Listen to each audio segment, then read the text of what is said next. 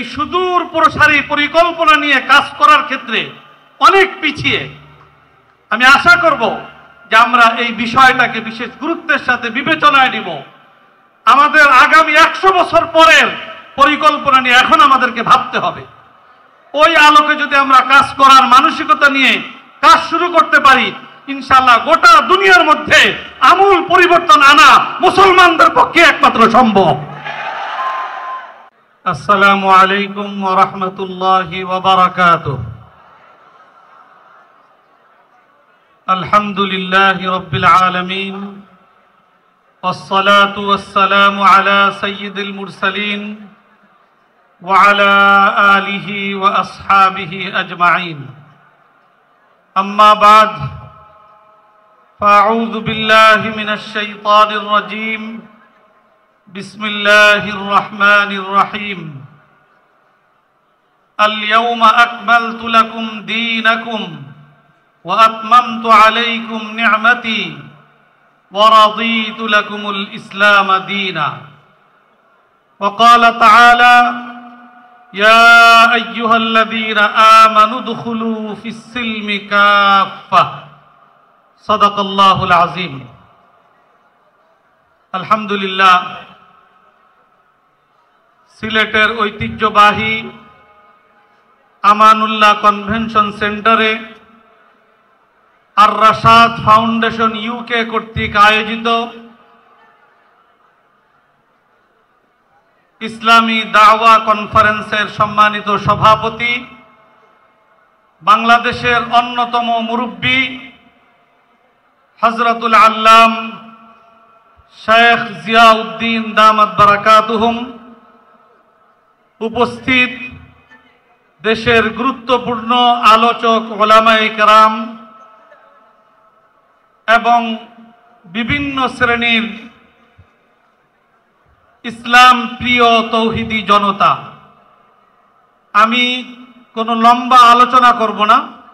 আলহামদুলিল্লাহ, আমরা আজকে দুপুর 12টা থেকে এখন প্রায় রাত্র 10:45 বাজে এ পর্যন্ত অত্যন্ত ধৈর্যের সাথে আমাদের বিদগ্ধ ওলামায়ে কেরামের অত্যন্ত পরিকল্পিত সুবিন্যস্ত দ্বীনি বিভিন্ন বিষয় ভিত্তিক আলোচনা আমরা শুনেছি এবং আমরা অনেকেই এগুলাকে ধারণ করেছি, নোট করেছি।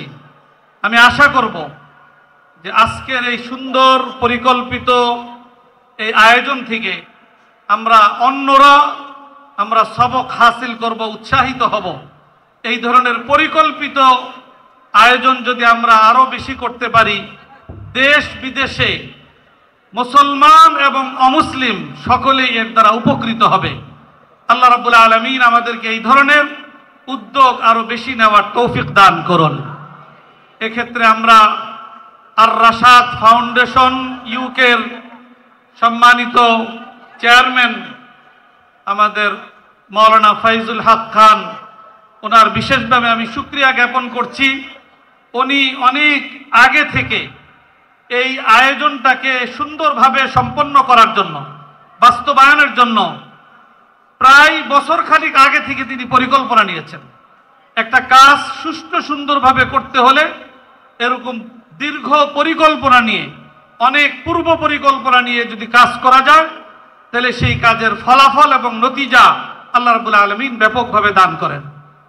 আমরা গোটা পৃথিবী যদি আমরা সামনে নিয়ে আলোচনা করি, তাহলে আমরা দেখতে পাই যে মুসলমান জাতি এই সুদূর প্রসারী পরিকল্পনা নিয়ে কাজ করার ক্ষেত্রে অনেক পিছিয়ে। আমি আশা করব যে আমরা এই বিষয়টাকে বিশেষ গুরুত্বের সাথে বিবেচনায় নিব। আমাদের আগামী 100 বছর পরের পরিকল্পনা নিয়ে এখন আমাদেরকে ভাবতে হবে। ওই আলোকে যদি আমরা কাজ করার মানসিকতা নিয়ে কাজ শুরু করতে পারি, ইনশাআল্লাহ গোটা দুনিয়ার মধ্যে আমূল পরিবর্তন আনা মুসলমানদের পক্ষে একমাত্র সম্ভব।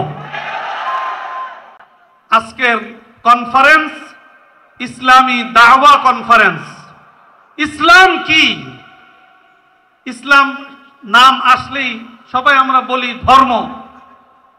এই পৃথিবীতে ইসলামের পাশাপাশি আরো অনেক ধর্মের আলোচনা আছে। ইসলাম ধর্মাবলম্বী থেকে অন্যান্য ধর্মাবলম্বীর সংখ্যা অনেক বেশি।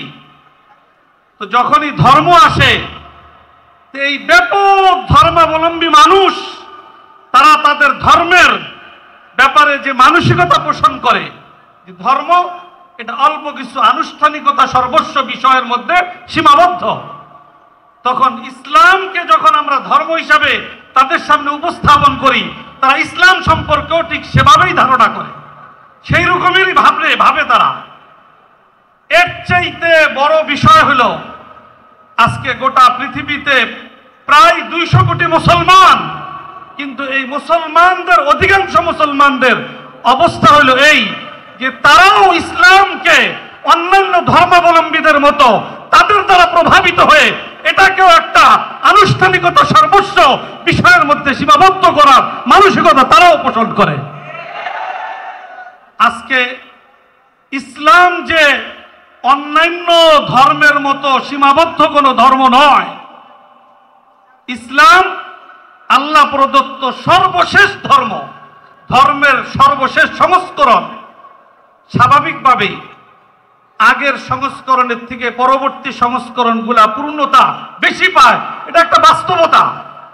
আর সেই সাথে অন্যান্য ধর্মগুলা আল্লাহ রাব্বুল আলামিন সেগুলা সংরক্ষণের কোনো দায়িত্ব নেননি। আল্লাহ তাআলা সুযোগ করে দিয়েছেন, তার মধ্যে ওই ধর্মাবলম্বীরা তাদের স্বার্থ, তাদের সুবিধা অনুযায়ী সেইগুলোর মধ্যে ব্যাপক পরিবর্তন এবং পরিবর্তন করার আল্লাহ তাআলা তাদেরকে সুযোগ দিয়ে দিয়েছেন। অতএব অন্য যত ধর্ম দুনিয়াতে আলোচিত, কোন একটা ধর্ম তার কোন একটা বিষয় এটা আল্লাহ প্রদত্ত, এটাকে তারা প্রমাণ করতে ব্যর্থ, তারা প্রমাণ করতে পারবে না। আর আলহামদুলিল্লাহ ইসলামের ছোট থেকে ছোট বিষয়, প্রত্যেকটা বিষয়কে যথাযথভাবে প্রমাণ করার জন্য আল্লাহ রাব্বুল আলামিন আমাদের সামনে যথেষ্ট প্রমাণ বিদ্যমান রেখে দিয়েছেন। অতএব ইসলামকে যে সকল ধর্ম বাতিল, ওই সকল ধর্মাবলম্বীদের ধর্ম মতবাদের সাথে মিলিয়ে এটাকে একটা সীমাবদ্ধ এবং সংক্ষিপ্ত কিছু বিষয়ের মধ্যে এটাকে সীমাবদ্ধ করা, মানসিকতা পোষণ করা, এইভাবে অনুভব করা, এটা সঠিক নয়। আর আল্লাহ রাব্বুল আলামিন কোরআনে কারীমে সুস্পষ্টভাবে ঘোষণা দিয়েছেন, আল ইয়াউমা আকমালতু লাকুম দীনাকুম। আল্লাহ রাসূলের জীবনের শেষ প্রান্তে হজ্জাতুল ওয়াদার মধ্যে আল্লাহ তাআলা এই আয়াত নাযিল করার মাধ্যমে কিয়ামত পর্যন্তের জন্য এই ঘোষণা সুস্পষ্টভাবে দিয়েছেন যে ইসলাম এটা পরিপূর্ণ একটা দ্বীন, পরিপূর্ণ ধর্ম। ইসলাম এটার মধ্যে কোনো অপূর্ণতা নাই এবং এটা কিয়ামত পর্যন্তের জন্য প্রদত্ত, আল্লাহ প্রদত্ত ধর্ম। অতএব ইসলামী দুনিয়াতে সর্বসময়ের জন্য সর্বাধুনিক এবং সর্বোত্তম ধর্ম হইল ইসলাম ধর্ম। এবং ইসলাম তার মধ্যে কোনো অপূর্ণতা নেই। একটা মানুষ সে যদি প্রকৃত মুসলমান হিসাবে নিজের জীবন পরিচালিত করতে চায়, তাহলে তাকে 1 নম্বর এ বিশ্বাস স্থাপন করতে হবে, দিলের মধ্যে বিশ্বাস ধারণ করতে হবে যে জীবনের এমন কোনো ক্ষেত্র নাই যেই ক্ষেত্র সংশ্লিষ্ট ইসলামের বিধান আল্লাহ এবং আল্লাহ রসুলের পক্ষ থেকে নাই। এ কথা আগে 1 নম্বরে বিশ্বাস করতে হবে, নাইলে সে মুসলমান হিসাবে পরিগণিত হবে না। সেই বিশ্বাসের সাথে সাথে বাস্তবতার নিরিখে মুসলমানদেরকে এগিয়ে আসতে হবে জীবনের সর্বক্ষেত্রে ইসলামের সেই বিধিবিধান কিভাবে মানুষের সামনে, সমাজের সামনে তুলে ধরা যায় এবং পর্যায়ক্রমে আমাদের বিভিন্ন কর্মকাণ্ডের মাধ্যমে যার সূচনা হলো দাওয়াতি কর্মকাণ্ড আর যার সমাপ্তি হলো জিহাদি কর্মকাণ্ড, এর মাধ্যমে ইসলামের সকল বিধান এই সমাজের সর্বস্তরে প্রতিষ্ঠিত করার জন্য মুসলমানদেরকে দায়িত্ব নিতে হবে। এই ক্ষেত্রে আল্লাহ রাব্বুল আলামিন অন্য আয়াতে স্পষ্ট ঘোষণা করেছেন, ইয়া আইয়ুহাল্লাযীনা আমানু উদখুলু ফিস সিলমি কাফা, যে হে ঈমানদারেরা তোমরা ইসলামের মধ্যে পরিপূর্ণ রূপে দাখিল হও। মুমিনদেরকে ইসলামে দাখিল হওয়ার কথা বলা হয়েছে। অতএব ঈমান এটা সংক্ষিপ্ত জিনিস, ইসলামের জন্য ঈমান অপরিহার্য। তবে একজন একজন মুমিন পরিপূর্ণ মুসলমান হতে হলে তার জীবনে ইসলামের সর্ববিষয়, জীবনের সর্বক্ষেত্রে ওটাকে মানতে হবে, বিশ্বাস করতে হবে এবং নিজের জীবনে ধারণ করার জন্য তাকে সচেষ্ট হইতে হবে এবং সংকল্পবদ্ধ হতে হবে। তাইলেই সে একজন প্রকৃত পরিপূর্ণ মুসলমান। আজকে আমাদের মানুষকে আমরা বুঝাতে পারি না, মুসলমানকে বুঝাতে পারি না, অমুসলিমকে কি বুঝাবো? বুঝাতে পারি না কেন? যে আজকে ইসলামের যে চিত্র, ইসলামের যে অবয়ব, এটা কোরআনের মধ্যে আছে, হাদিসের মধ্যে আছে, কিতাবের মধ্যে আছে, কিন্তু একজন মুসলমানের জিন্দেগির মধ্যে নাই। এজন্য ইসলাম মানুষকে কোথায় বুঝাইতে পারি, থিওরিটিক্যাল আমরা বুঝাইতে পারি, কিন্তু প্র্যাকটিক্যাল ইসলাম আজকে আমরা অমুসলিমদের সামনে তুলে ধরতে ব্যর্থ আজকে। অতএব আজকে আমাদেরকে, মুসলমানদেরকে আগে এই দিকে মনোনিবেশ করতে হবে যে আমাদের জীবনে ইসলামকে আমরা কিভাবে পরিপূর্ণরূপে বাস্তবায়ন করে এই পূর্ণাঙ্গ ইসলামের বাস্তব অবয়ব এই গোটা বিশ্বের সামনে আমরা যদি আজকে তুলে ধরতে পারি, ইসলামের দিকে দলে দলে অমুসলিমরা ইনশাআল্লাহ ছুটে আসবে। আজকে সারা পৃথিবী তারা আজকে বিভিন্ন রকমের সমস্যায় জর্জরিত, শান্তি খুঁজে, কিন্তু তারা আজকে শান্তি থেকে অনেক দূরে। তারা যদি ইসলামের পূর্ণাঙ্গ অবয়ব তারা যদি বাস্তবভাবে প্রত্যক্ষ করত, তো পঙ্গপালের মতো ইসলামের দিকে ছুটে আসতো, এটা নিশ্চিতভাবে বলা যায়। অতএব আমি মনে করি আজকের এই ইসলামী দাওয়া কনফারেন্স থেকে ইসলামের দাওয়াতের সবচেয়ে প্রভাবশালী, সবচেয়ে শক্তিশালী ব্যবস্থাপত্র হলো আমি আগে নিজেকে তৈরি করি যে আমি ইসলামের পূর্ণাঙ্গ অবয়ব আমার ব্যক্তি জীবনের মাধ্যমে, আমার বাস্তব জীবনের মাধ্যমে এই সমাজে আমি তুলে ধরব। আমরা যদি এই সিদ্ধান্ত নিতে পারি, বাংলাদেশের আলহামদুলিল্লাহ 18 কোটির মধ্যে কমপক্ষে 17 কোটি 50 লক্ষ মুসলমান, এই 17 কোটি 50 লক্ষ মুসলমান যদি ইসলামের বাস্তব অবয়ব নিজেদের জীবনে ধারণ করার জন্য বদ্ধপরিকর হয়, গোটা বিশ্বের 700 কোটি মানুষের জন্য নমুনা হিসাবে তারাই যথেষ্ট হয়ে যাবে। অতএব আমি বিশেষভাবে অনুরোধ করব, আলহামদুলিল্লাহ আর রাশাদ ফাউন্ডেশন ইউকে তারা যে সুন্দর একটি উদ্যোগ নিয়েছেন, এই উদ্যোগকে আমরা স্বাগত জানাই, ধন্যবাদ জানাই। এবং এখানে আলহামদুলিল্লাহ আমাদের দেশের একেবারে আলোচনার দিক থেকে যারা সর্বোচ্চ পর্যায়ের তারা সবাই অত্যন্ত গুরুত্বের সাথে এখানে উপস্থিত হয়েছেন। আপনারা সিলেটবাসী, আপনারা স্বতঃস্ফূর্তভাবে এখানে উপস্থিত হয়ে এই আয়োজনকে আপনারা সাফল্যমণ্ডিত করেছেন, এটা অবশ্যই অনুপ্রাণিত হওয়ার বিষয়, অবশ্যই অত্যন্ত গুরুত্বপূর্ণ একটি বিষয়। এই জন্য আমি আয়োজক এবং শ্রোতা মণ্ডলী, সিলেটবাসী সকলকে আন্তরিক মোবারকবাদ জানাই, ধন্যবাদ জানাই। এবং ইসলামী দাওয়া কনফারেন্স থেকে ইসলামের কনসেপ্ট, ইসলাম আজকে খুব বাস্তবতা আমাদের সামনে, যে ইসলামের মূল কেন্দ্র হলো মসজিদ।